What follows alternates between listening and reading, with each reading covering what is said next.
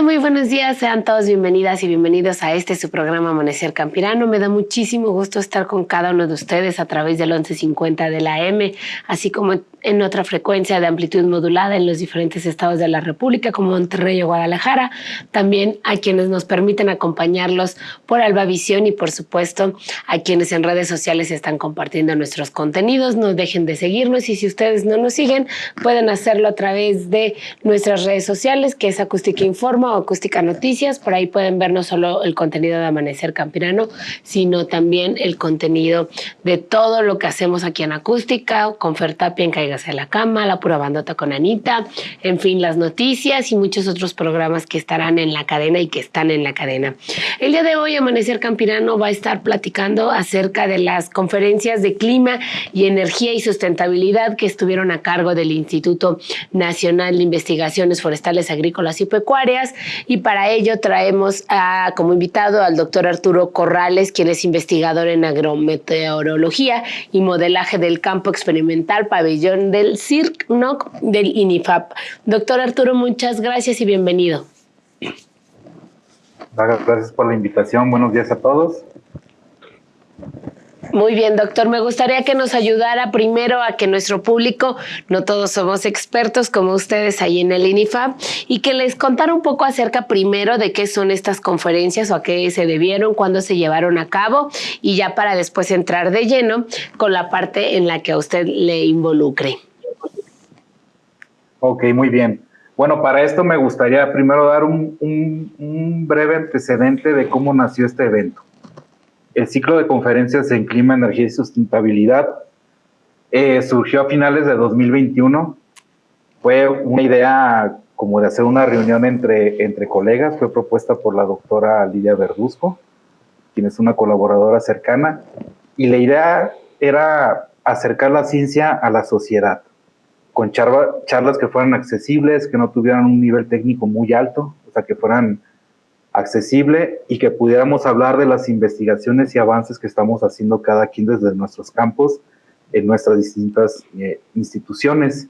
Y de ahí nació una frase que tenemos en el ciclo de conferencias, pues, que es divulgación de la ciencia con conocimiento abierto. Este ciclo, nuestra primera edición fue en 2022, fue un evento totalmente en línea.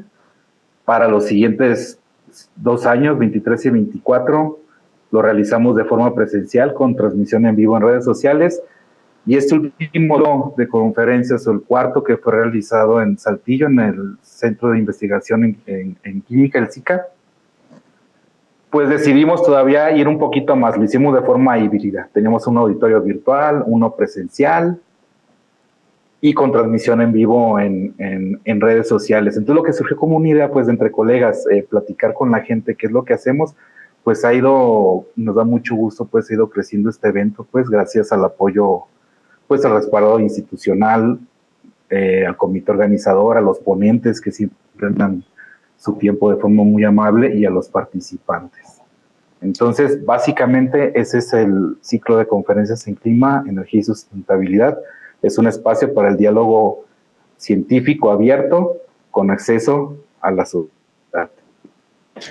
Correcto, doctor Arturo. Me da mucho gusto escuchar esta parte. También me gustaría muchísimo que, ya que nos dio el contexto, también nos pueda decir cómo surge mantener este compromiso desde el 2021 hasta la fecha y cómo se han ido desarrollando, qué le han implementado, porque tengo entendido que desde entonces a la fecha, pues bueno, han ido, no me gustaría decir hacer mejoras, porque creo que en el momento en el que se realizan este evento, este ciclo de conferencias, son muy, muy buenas y aportan, pero conforme van pasando los años, evidentemente los retos dentro de estos temas van incrementándose y es desde ahí donde ustedes también van aportando más. Por ello, preguntarle, pues justo esta parte, ¿cómo lo han nutrido estas conferencias a lo largo de estos años? Bueno, cuando hicimos el primero vimos que tuvo buena aceptación, nos recibieron bien. Como fuimos avanzando, pues empezamos a expandir ya no solo el núcleo de colegas, ¿no?, de los más cercanos, sino invitar a otros colegas fuera desde otras instituciones, ¿no? Incluso, pues, ya algunos no los conozco yo porque son de otras áreas de energía, de sustentabilidad, la parte de clima, y la parte de hacerlo presencial. Eso ha sido, pues fue un reto, ¿no? Porque pues requerimos pues equipo técnico, toda esa parte, la logística y todo, pero lo hemos hecho bien, ¿no? Finalmente, cuando terminamos un ciclo de conferencias, son en mayo, normalmente en la segunda quincena, pues ya estamos platicando del siguiente ahí por los meses de agosto, septiembre. De hecho, en este último, al final se anunció la sede para el siguiente año, que va a ser aquí en Aguascalientes, en la Universidad Politécnica de Aguascalientes. Y la forma en que empezamos a nutrir para la segunda edición de este ciclo de conferencias, decidimos abrir un espacio al cual llamamos Jóvenes en la Ciencia, que la idea es invitar a jóvenes estudiantes de licenciatura que estén trabajando en algún proyecto de investigación y que ellos mismos lo presenten ahí en vivo, sin guión previo. No, depende de lo que estén haciendo, si es una celda solar o lo que sea, que ahí monten su mesita, todo, nos platiquen, o si están trabajando con algo de composta, cómo funciona, y es darles espacio pues para involucrarlos. También empezamos a invitar, por ejemplo, además de las pláticas pues científicas, empezamos a tener sesiones especiales de diferentes temas, de clima, de energía, sustentabilidad. También empezamos a dar espacios para pósters, invitar a algunas empresas que pues estuvieron relacionadas con los sectores, ¿no? Desde productos agrícolas, productores locales, de miel, por ejemplo, cerveza artesanal, de vinos, para que se fueran integrando. Otra forma de mejora que estamos teniendo, pues también tratamos nuestro público principal es la sociedad en general, pero también queremos atender al otro público, la parte académica. Entonces, desde hace un par de años, nos está apoyando la revista Politécnica de Aguascalientes para poder publicar trabajos científicos ahí. Y en este último evento nos apoyó la revista Mexicana de Ciencias Agrícolas del INIFAP también para sacar algunos trabajos derivados de este ciclo de conferencias. Un reto pues ha sido pues la parte, bueno, la organización, en el sentido pues de que muchos componentes hacen el esfuerzo de acompañarnos muchas veces por sus propios recursos, pero porque la idea principal de este evento, que es un evento gratuito, abierto a la sociedad, y pensamos mantenerlo así. Eso implica un reto, pero pues lo hacemos con mucho gusto. Correcto, doctor Arturo. Me gustaría también ahora ya entrar un poco más en materia, en cuestión desde la experiencia que usted tiene, no solo en estas conferencias, sino a lo largo de sus años como investigador, entrándole a estos temas. Me gustaría que nos contara un poco acerca de los principales desafíos climáticos que creo que hoy en día, para quienes nos sentimos alejados de la ruralidad o del campo, hoy se nos está haciendo realidad el cambio climático por el tipo, ustedes lo han visto en las noticias, mismo Acústica en todas sus plataformas está dando a conocer las noticias que en Ciudad de México, por ejemplo, se están viviendo con este tema de las lluvias atípicas que estamos teniendo, consecuencias de un cambio climático sin duda alguna. Por ello, preguntarle, doctor, los desafíos climáticos que enfrentamos como país y cómo son abordados a través de este ciclo de conferencias. Bueno, con esa pregunta sí, es amplia, ¿no? Pero desde mi punto de vista, bueno, lo acabas de mencionar, uno de los desafíos más urgentes o que tenemos en el país es el aumento, por ejemplo, en la frecuencia e intensidad de eventos extremos. Entre ellos podemos hablar de las sequías, que pueden ser cada vez más frecuentes, más prolongadas, aunque las sequías son naturales, pero por cambio climático se pueden volver más frecuentes o prolongadas. Las olas de calor, o sea, días muy, muy cálidos y continuos, y también lluvias torrenciales o intensas, como los que acabas de mencionar. Este tipo de eventos pues afectan varios sectores, ¿no? Pueden afectar pues, al sector, a la sociedad, a la agricultura, a la industria, ¿no? Porque afectan directamente pues en la disponibilidad de agua, tanto para uso agrícola como humano. Por ejemplo, en el norte del país pues sabemos que hay un problema pues de escasez hídrica, Pero, por ejemplo, como México es un país muy grande, mega diverso, pues hacia el sur hay se presentan lluvias intensas que pueden causar problemas, por ejemplo, de asoles en empresas en las hidroeléctricas, lo que podría afectar pues el abasto eléctrico. Entonces, durante este cuarto ciclo de conferencias en clima, energía y sustentabilidad, se habló de cómo el monitoreo climático, la ciencia, la relación con comunidades son fundamentales para entender y tratar de anticipar estos impactos, ya que se abordaron pues temas en las diversas áreas, ¿no? Con estrategias de mitigación, con adaptación local, pero siempre resaltando la parte de integrar el conocimiento científico y también prácticas tradicionales. Correcto. Doctor Arturo, también preguntar un poco acerca de esta parte que nos involucra a todos. ¿Cómo podemos, como parte de nuestra sociedad, nosotros aportar un poco también en estos retos que se le implican, sino no solamente a ustedes como investigadores que están tomando las riendas, etcétera, o nuestros gobernantes, sino también cuál es el papel de la sociedad en general para poder ir apoyando en estos retos?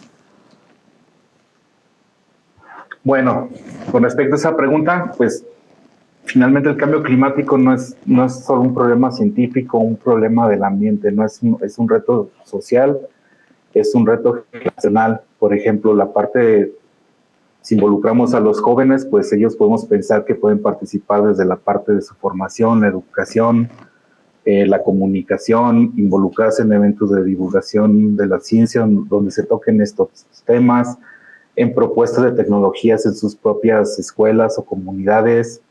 Finalmente, las personas también que trabajan en el campo tienen un papel fundamental en la gestión del agua, el cuidado, la biodiversidad, en el uso del conocimiento agrícola, que muchas veces pues viene de generaciones atrás, ¿no? Entonces, un mensaje sería que participen, pregunten, exijan conocimiento accesible y propuestas incluyentes.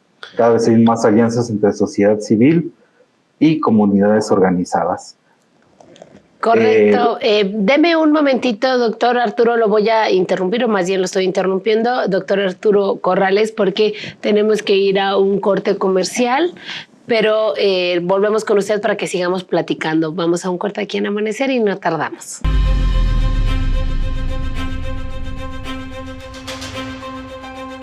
Y estamos de vuelta aquí en Amanecer Campirano, agradeciéndole su preferencia, que esté con nosotros, que estamos pues aquí en esta segunda parte de la entrevista al doctor Arturo Corrales, quien es investigador en agrometeorología y modelaje del campo experimental pabellón del CIRNOC del INIFAP, quien nos está hablando acerca de las conferencias en clima, energía y sustentabilidad que se llevan realizando por parte del instituto desde el 2021, ya nos contaba el doctor, y nos estábamos enfocando pues primero a que todos supiéramos a qué conferencias nos estábamos refiriendo y posterior, bueno, y sobre todo también el objetivo que tienen, el que se sigan haciendo.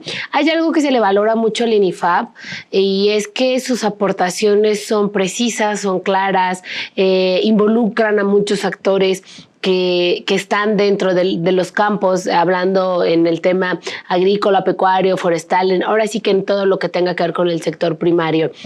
Las investigaciones del INIFAP evidentemente son el resultado de los investigadores que son de primer nivel, que tienen una calidad no solo humana, sino también en una profesionalización de lo que se han dedicado. Y en este caso, bueno, pues el doctor Arturo Corrales pues es nuestro experto en el tema de agrometeorología y por ello preguntarle en el tema del cambio climático, que es un poco lo que estábamos hablando, el cómo se involucran ustedes, ellos pues como investigadores, pero también nosotros como sociedad en general, que tenemos que tener un nivel. Él lo decía muy bien en el bloque pasado, el cambio climático no es algo que tenga que ver solamente con la ciencia, nos referimos a que tiene una afectación a todos los niveles, pues todos habitamos la Tierra.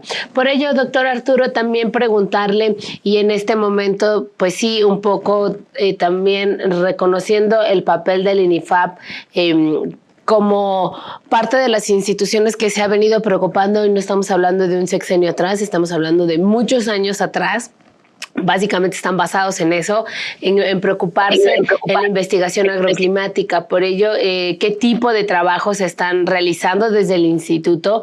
Porque el desafío es muy grande. Entonces, el INIFAP, al tener tantas corrientes, tantas vertientes y tener presencia nacional, deben de tener unos enfoques en estos temas. Para ello, preguntarles aparte, ¿qué tipo de trabajos se realizan desde el instituto? Sí, bueno, como lo mencionas, pues el INIFAP tiene presencia nacional, pues es una institución que tiene pues bastante historia y cuenta con muchos programas de investigación, ¿no? Agrometeorología y modelaje es uno de ellos. Entonces, pues desde aquí, desde esta área, pues aquí tratamos de entender cómo el cambio climático afecta al campo mexicano, desde rendimientos agrícolas, la producción, cambios en el hidrológico, ya que como se menciona el reto es grande, ¿no? Tenemos que producir más alimentos con los mismos o incluso menos recursos, y ahí es donde entra la parte de la investigación, ¿no? La investigación, el desarrollo tecnológico y también la innovación. Para esto nosotros como investigadores pues hacemos uso de múltiples herramientas desde experimentación en campo hasta modelos de simulación para, no sé, pronosticar rendimientos, cosecha, analizamos escenarios de cambio climático. También una parte importante pues es la colaboración que hacemos, ¿no? Ya que el cambio climático requiere también en su estudio un enfoque multidisciplinario, lo que implica colaboraciones con distintas instituciones. Entonces, en MIFA precisamente promovemos la colaboración interinstitucional, precisamente este ciclo de conferencias es un espacio donde compartimos estos avances, promovemos el diálogo y divulgamos la ciencia abierta con un enfoque pues hacia la sociedad, platicando un poquito desde mi línea de trabajo. Por ejemplo, yo usamos modelos climáticos regionales para investigar escenarios de cambio climático hacia el futuro, para estudiar escenarios de cambios de uso de suelo. Por ejemplo, analizamos qué pasa si deforestamos una región en el país. Imaginemos que a México quitamos todos los árboles y ponemos suelo desnudo, pastizales, o se aumentaran las temperaturas en los océanos circundantes. Esto cómo influiría en las lluvias, en las temperaturas y en la disponibilidad incluso a nivel cuenca. También en otras escalas de tiempo generamos pronósticos de 1 a 3 meses de precipitaciones, heladas, de desarrollo de los fríos, los cuales se difunden hacia la sociedad pues por medios oficiales sí, por medios oficiales hacia las diferentes instituciones, los cuales son productos pues que están libres para todo el público que esté interesado en ellos. Y este tipo de estudios y tecnologías pues nos permiten promover estrategias de adaptación que sean concretas. Por ejemplo, otras áreas investigan cómo hacer cultivos más resistentes a calor, a sequía, prácticas de conservación de suelo y agua, planificación de riego, control de plagas, ¿no? Entonces, también otra parte en ese punto importante es que estamos involucrados en la formación de recursos humanos a través de cursos hacia productores y productoras, hacia técnicos del sector que nos ayudan también a llevar toda esa información hacia los productores, y además también en la formación de estudiantes de licenciatura, de posgrado, de residencias profesionales, servicio social, a través de diferentes convenios de colaboración que tenemos con diversas instituciones de educación y otros centros públicos de investigación. Correcto, doctor. Bastante amplio los campos de acción. Me gustaría también que nos ayudara con el tema de, durante el ciclo de conferencias se habló de las soluciones basadas en la ciencia y en la naturaleza. Eso es bien importante que nuestro público también lo sepa. Y sabemos que en su línea de trabajo tendrán una visión práctica y sobre todo sustentada en la ciencia, en donde estarán pues sí aportando en temas de modelos climáticos, en donde se planeen un poco o no sé, ya nos dirá usted, la parte en cómo ir adaptando el campo con base en los modelos que ustedes estén realizando en cuanto a los modelos climatológicos. ¿Nos puede hablar un poquito de ello? Sí, bueno, esa es mi principal área de trabajo. Yo trabajo con modelos climáticos. Me gustan mucho, me siento muy bien en ellos porque de alguna forma nos permiten viajar en el tiempo, ¿no? Podemos ir hacia el futuro, podemos ir al pasado, a diferentes futuros posibles, ¿no? Finalmente el clima pues se proyecta.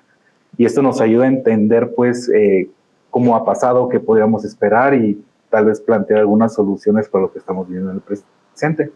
Estos modelos, por ejemplo, nos ayudan a simular cómo se comportará el clima bajo diferentes escenarios de cambio climático, o también algo que investigamos mucho son con escenarios, le llamamos idealizados de alta deforestación, lo que platicaba hace ratito.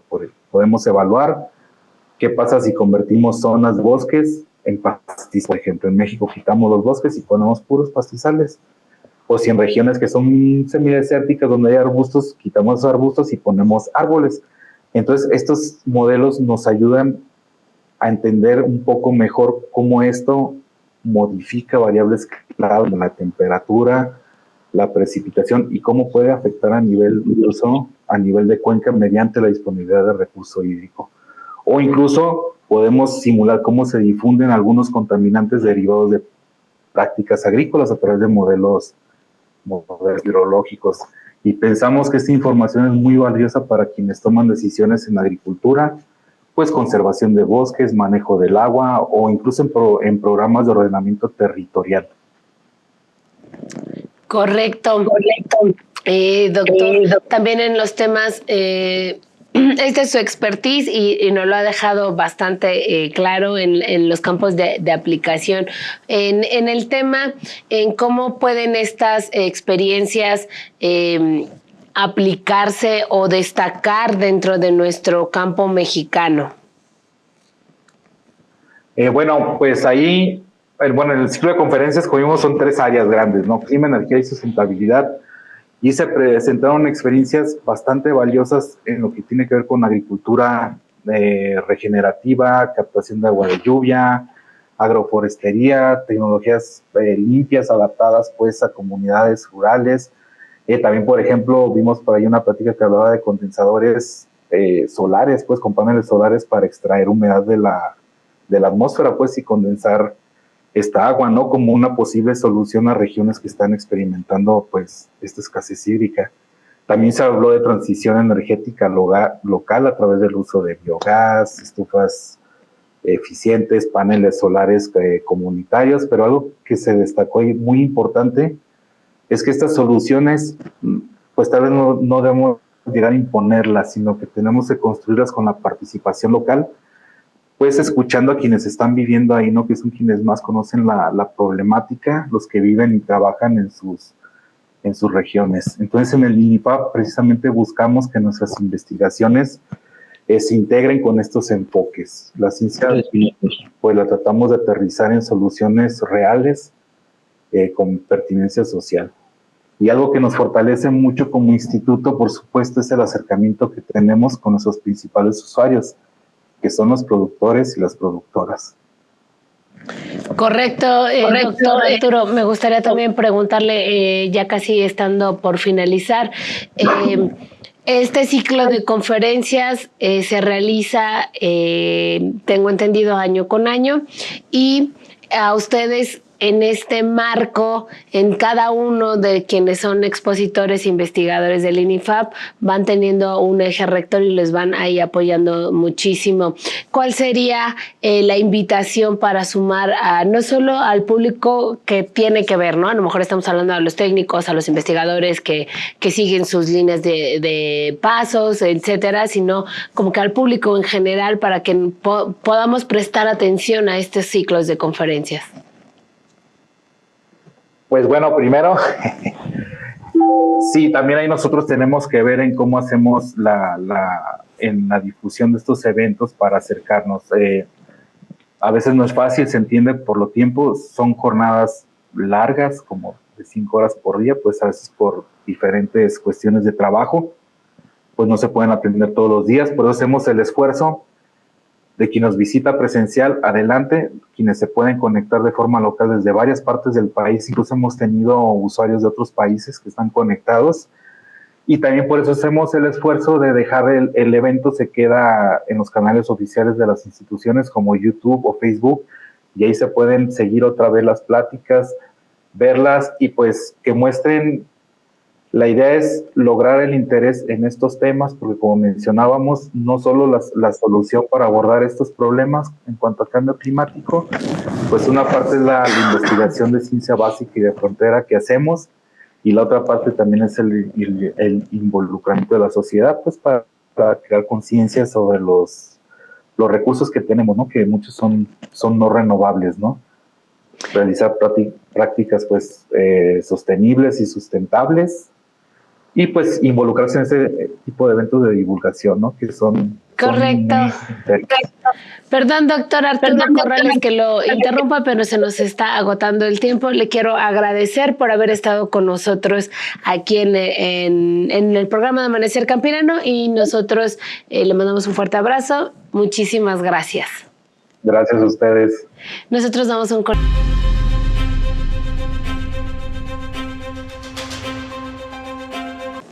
Bienvenidos nuevamente aquí a Amanecer Campirano. Me da mucho gusto que se sigan con nosotros por la frecuencia del 1150 de la AM, que continúen por Albavisión, y por supuesto que si nos está viendo en redes sociales, pues ya se lo aventó de seguidito aquí con nosotros. Y bueno, es el turno de irnos nuevamente con el INIFAP.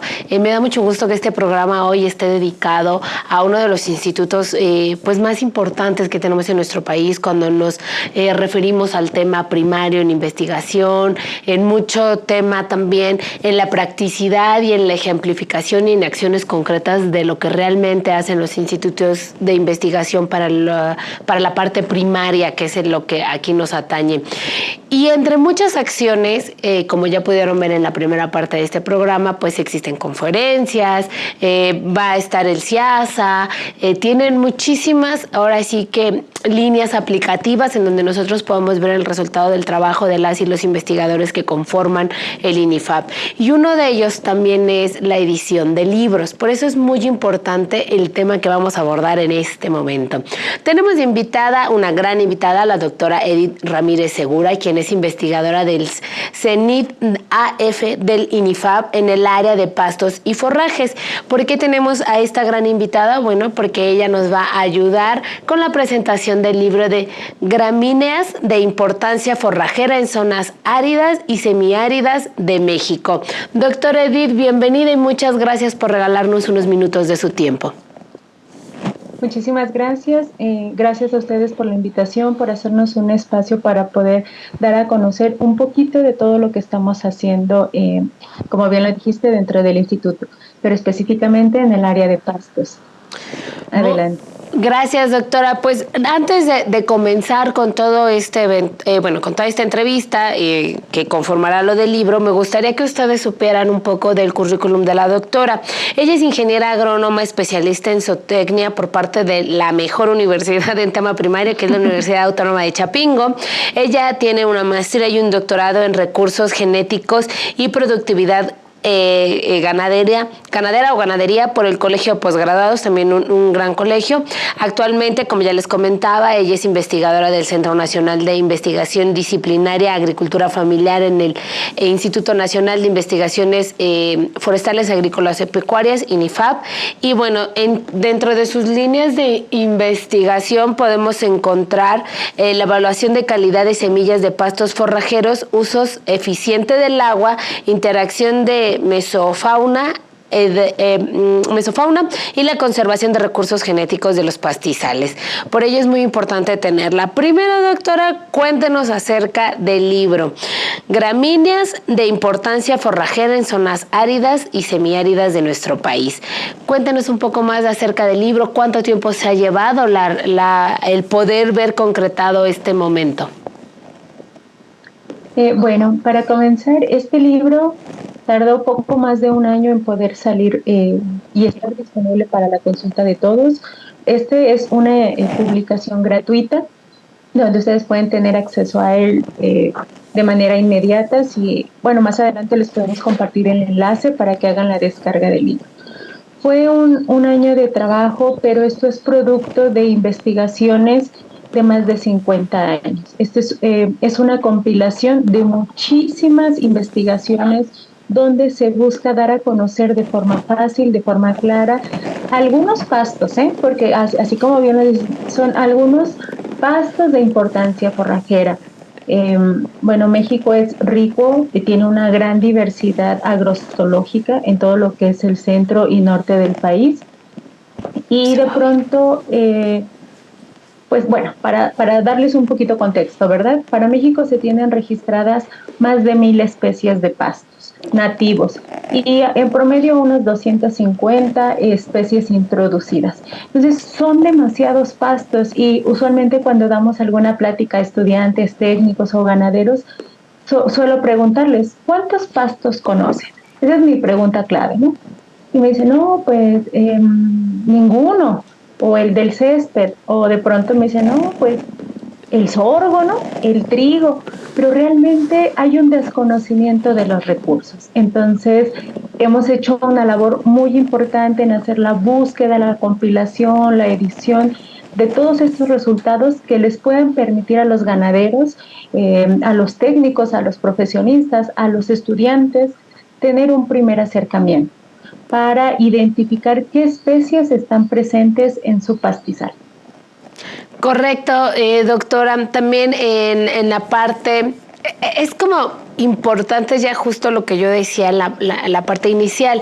El INIFAP tiene muchas líneas de acción, muchas líneas de investigación y ver concretado en diferentes espacios. Algunas veces se va a conferencia, algunas veces se va incluso en producto terminado y bueno, por supuesto que en tener un producto como es el libro, creo que llena y dota de mucho valor, porque de pronto es como después son investigadores, están los ensayos, está toda la investigación allá arriba, pero el dárselos ahora sí que a los expertos, a quienes va dirigido un poco el tema, en este caso de los pastos en nuestro país y sobre todo con esta focalidad que hoy más que nunca nos estamos, pues sí, somos un país con mucha sequía, somos un país con un tema importante en nuestros climas áridos y semiáridos, pues de ahí viene como un poco la importancia del por qué quisimos buscarlos y que bueno, ustedes pudieran hoy tenerlos, pudieran concretarlo aquí. Primero también, bueno, ya que llevamos esta parte que ya nos contó, ¿dónde lo pueden conseguir este libro? ¿Es digital, es físico, está en ambos lados? ¿Los podemos encontrar ya directo en la biblioteca del INIFAP digital que tienen? Cuéntenos esta parte. Sí, de hecho, está disponible de momento únicamente de forma digital. En un futuro próximo esperamos que también esté disponible en forma impresa. De momento, bueno, pues seguimos en trámites, pero de manera inmediata ya pueden entrar a la plataforma de la Biblioteca Digital del INIFAP.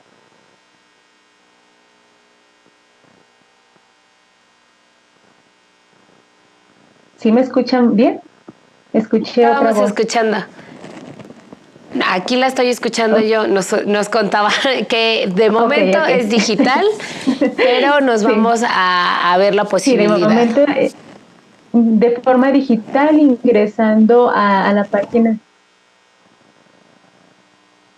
Como que hubo interferencia en cuanto al sonido.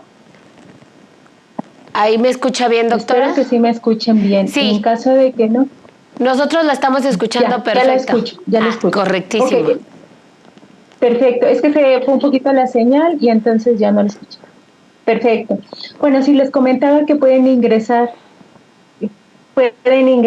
a la página de INIFAP, ir a la sección de Biblioteca Digital y teclear lo que es el enlace, o bien se les puede compartir también vía remota o vía correo electrónico lo que es el enlace para que se vayan directo a esta publicación y puedan hacer la descarga.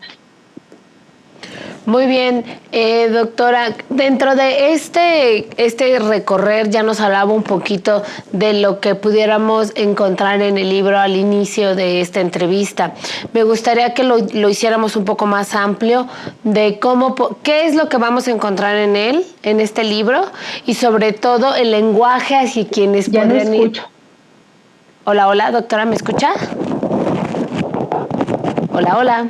Doctora. Ya, ahí la he vuelto a escuchar. Gracias. Sí, listo, la escucho. Le comentaba que nos contara un poco más de qué es lo que podemos encontrar dentro del libro. Ya nos dio algunos tips al inicio, pero también que nos pueda usted decir el lenguaje hacia quienes va dirigido también. Si es técnico, si es para estudiantes o si incluso todos aquellos que estén interesados en el tema pudieran abordar el libro y de ahí entonces tomar no solo las líneas de investigación, sino una acción concreta. Claro, este libro está dirigido a todo el público en general. Sí es cierto que se ha categorizado como un libro técnico, sin embargo, se buscó hacer muy didáctico este libro. De hecho, ustedes si entran a la página, hoy en día es muy fácil acceder a la información. Si teclean gramíneas de México, gramíneas de zonas áridas y semiáridas, les van a desplegar una serie de publicaciones. Por ejemplo, está el catálogo de especies forrajeras de Chihuahua, Durango, Zacatecas, por mencionar algunos. Pero son ejemplares de herbario y a veces es complicado poder identificar una especie cuando sales a campo, porque bueno, pues estas especies que ya fueron debidamente procesadas, ya están secas, ya están deshidratadas y a veces no permite observar las estructuras de las plantas. Así que el objetivo de este libro, y ustedes van a poder verlo, es que tiene una serie de fotografías de muy buena calidad, en donde se destacan algunas características importantes que les van a permitir hacer la identificación correcta de las especies. ¿Cuáles especies son las que se están tomando? La mayoría de las que están aquí implicadas tienen un uso forrajero. Eso es lo que ahorita nos interesa. Y esto surge porque platicando con muchos ganaderos, con muchos estudiantes, de pronto yo les hablaba de las especies y notaba que no las conocen, que no las identifican.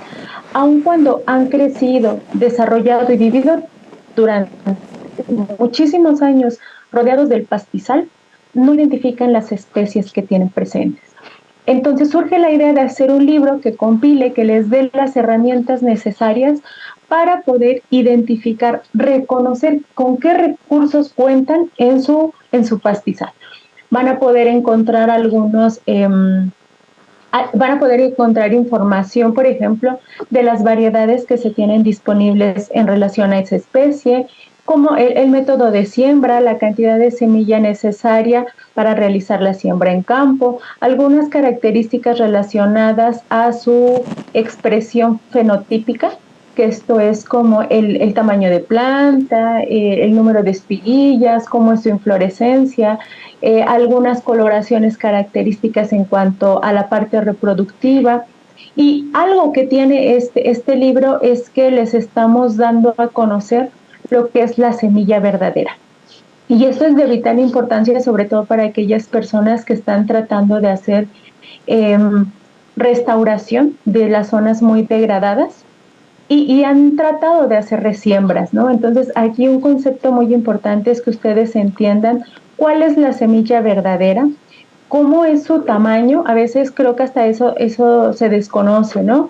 El saber que su semilla es demasiado pequeña. Las especies que llegan a tener el grano más grande son de 3 milímetros. Es extremadamente pequeñito. Entonces, esto nos da una idea de qué podemos estar fallando al momento de hacer una preparación del suelo y cómo podemos mejorar. Podemos encontrar 4 capítulos. En el primero viene o se aborda todo lo que es la distribución, se aborda cómo es el desarrollo de las gramíneas. En el capítulo 2... Doctora, la voy a interrumpir tantitito porque tenemos que ir a un corte comercial, pero deme unos segunditos y ahora sí que nos arrancamos con el capítulo 2. Deme un momentito y vamos a un corte aquí en Amanecer y regresamos. Claro que sí.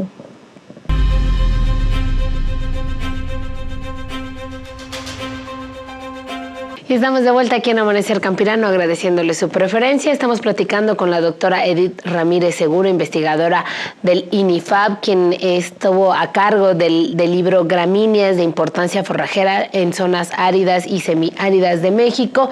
Y ella nos estaba platicando, ahora sí que a gusto nos desmenuzó como el tema del libro, un poquito importante también para que todos nos quedamos picados y podamos irlo a buscar, porque ella lo dijo bien hace unos minutos atrás, en el primer bloque de su entrevista. La información afortunadamente estará disponible de manera digital. Por ello, doctora, la interrumpí yo en el capítulo 2. Cuéntanos qué podemos encontrar en el capítulo 2. Ok, muchas gracias. En el capítulo 2 ustedes pueden encontrar todo lo concerniente al comportamiento animal, hábitos de preferencia en los rumiantes domésticos como son las cabras, los borregos y los bovinos. Van a ver cómo hacen el porcentaje de digestibilidad y qué prefieren, pastos, leguminosas, viene un poquito acerca del comportamiento animal. Y en el capítulo 3, ustedes van a poder encontrar una sección conformada por fotografías y cuadros que describen todos los aspectos que les he mencionado, como su valor nutricional, algunos aspectos de morfología, atributos que van a distinguir una especie de otra, sus usos potenciales y cuál es el uso que se le da actualmente. El capítulo 3 aborda varias especies que son nativas de zonas áridas y semiáridas, y en el capítulo 4 tiene la misma conformación que el capítulo 3 con fotografías y este cuadro, pero en él se abordan todo lo que son algunas especies introducidas para estas mismas regiones. Todos tienen pros, todos tienen contras, pero ustedes, ya el usuario como tal, es el que va a decidir qué especies son las que les interesa establecer en sus agostaderos. Eso es algo de lo que podemos encontrar en el libro. Correcto, doctora Edith. Un poquito también para que nuestro público pueda entenderlo desde la voz de quienes estuvieron enfrente de este libro, preguntar por qué elegir zonas áridas y semiáridas de nuestro país como de manera de la aplicación. Claro, a veces desconocemos cómo es la conformación geográfica, cómo es nuestro país. Y si ustedes se van a un mapita, pueden buscar y se van a dar cuenta que más del 50% de nuestro territorio nacional es zonas áridas y semiáridas. ¿Y qué ocurre? Hay un desconocimiento muy grande. A veces he notado que cuando una persona no genera identidad hacia la región donde creció y nació, pues no se apropia de los recursos y por lo tanto no hace una conservación. No se puede conservar lo que no se conoce. Por eso es que elegimos estas zonas. De hecho, tenemos un grupo de investigadores que trabajamos en pro de la conservación de los recursos forrajeros, que estamos haciendo investigación de calidad, que pretende encontrar los mecanismos que están implicados dentro de estas especies que les ha permitido adaptarse y evolucionar a través de los años. Podemos hacer un uso racional de los recursos y garantizar la conservación de estos. A veces se nos olvida que el perder una especie no solamente implica que un pasto determinado ya no esté, hablando de pastos, pero hay muchísimos organismos. Ok, doctora. También en esta parte de por qué eligieron, también importante algunos conceptos del libro, por qué elegir las especies presentadas en el libro. ¿Tuvieron algún trabajo específico previo? ¿Encontraron que eran las más relevantes? ¿Cuál fue como dentro del universo? ¿Por qué justo estas especies para darlas a conocer y especificar y hablar más de ellas en el libro? Ok, se determinan estas especies debido a que soy responsable de un proyecto nacional financiado con recursos del INIFAP, en donde el objetivo es hacer una colecta, multiplicación y propagación de especies nativas, tanto de forrajes como de leguminosas. Haciendo esta búsqueda de cuáles especies urge conservar y haciendo un equipo de trabajo muy fuerte, es que nos damos cuenta hacia dónde tenemos que mirar. Hay muchas especies que ya conocen los ganaderos, pero que desconocen que son tóxicas al ganado. Y algunas que son nativas, pero no saben cuánto aporte nutrimental le están dando.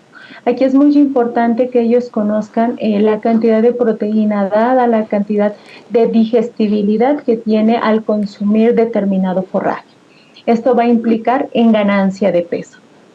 Por eso surge esta necesidad, por este proyecto que tiene miras hacia hacer una conservación sustentable. Y bueno, y aquí aprovecho para hacer un comercial, ¿verdad? También les quiero presumir, porque me da mucho orgullo ser la primera persona que ha creado un banco de semillas de pastos nativos de zonas áridas y semiáridas. Y todo esto ha conllevado la suma de esfuerzos a concretar esta publicación. Correcto, doctora. Primero, felicidades por este gran logro, y segundo, aprovechando también, porque no quiero que ninguno de nuestros escuchas, radioescuchas, televidentes, en fin, se quede con la duda. Dígales la importancia que tiene el que podamos tener en nuestro país, y específicamente en una institución gubernamental de alguna u otra manera, ustedes son financiados por parte del Estado, el contar con un banco de pastizales nativos, porque mucho se habla de las semillas nativas de maíz, de las semillas nativas de muchos otros, de frijol, etcétera, pero hacerlo de los pastizales no solo le da relevancia al libro que ustedes están trayendo ahora en este momento, pero también a todo lo que conlleva, y le va a dar como más, digámoslo así, no sé si sea la manera correcta, pero le estará dando mucho más sustento a todo el trabajo que se realiza en torno de este tema. Sí, claro. Bueno, sí, como bien lo dices, en todo México se habla mucho de hacer conservación, por ejemplo, de maíces, ¿no? Y se tienen bancos locales, bancos regionales de estas semillas. Pero ¿qué es lo que pasa? Estamos olvidando, como ya mencioné, más del 50% del territorio es pastizal, pero estamos olvidando los recursos que están presentes en esta región. Y los beneficios, o sea, desconocemos qué es lo que aportan los pastizales. Uno de los beneficios que nos brindan es que ayudan a la regulación del ciclo del agua, ayudan a mantener o regular la temperatura del planeta, permiten la infiltración de agua y recarga de mantos acuíferos, son importantes como para la captura de carbono, además de ser una fuente importante de alimentación para ganado doméstico y también para la fauna silvestre. Aquí otra cosa que es muy importante destacar tiene que ver con aspectos de paisajismo, tiene también que ver con, ahora ya podemos ingresar incluso o acceder a lo que es la industria ornamental, a la industria del deporte, pensemos en los campos de golf, que tienen que ser muy, muy parejos esos céspedes. Entonces hay una especie específica para cada tipo de ganadero, para cada tipo de suelo, para cada tipo de región, dependiendo de la precipitación y todas las condiciones edafoclimáticas que predominen. Correcto, doctora. En nuestro país, y no por poner en comparación ningún producto, porque pues sí, ninguna parte que provenga del campo ni de ninguna otra parte de nuestro sector primario tan importante tendrá que ser la ganadería, como la agricultura, como la pesca, como lo forestal, en el caso de que todo se reúne en el INIFAP. Y sí, es muy importante, pero de pronto el tema de los pastizales pasa a ser un poco, no lo ve tan visible de pronto la gente. Entonces, retomando lo que usted nos dice, tener un banco de semillas nativas, ahora tener este libro, hacerlo enfocado justo también en este tipo de zonas. Para ustedes como investigadores, ¿qué representa estar sumando en temas en donde de alguna manera en la percepción están un poco abandonados? Porque de pronto las narrativas es maíz, frijol, trigo, como todas, o sea, como estas semillas que son muy importantes para México e insisto, no es un tema de poner como a competencia qué producto es más importante, pero sí poner en tema el decir, se está haciendo mucho trabajo en diferentes líneas, no solo estamos, ahora sí que no solo el INIFAP se concentra en una, sino como por ejemplo ustedes están trabajando en que sí tiene un impacto directo en todo lo que realizamos como parte del sector primario. Así es, de hecho, qué bueno que mencionas esto. Y fíjate, estamos tan retrasados, todo el área de pastizales en México de manera general, por dos razones. Bueno, por una razón específica. Y es que todos los programas gubernamentales están enfocados en dar o estimular, dependiendo del número de cabezas de ganado que tenga una persona. y es lo que se paga. Y entonces se ha perdido por completo la noción de que los pastizales son el cultivo.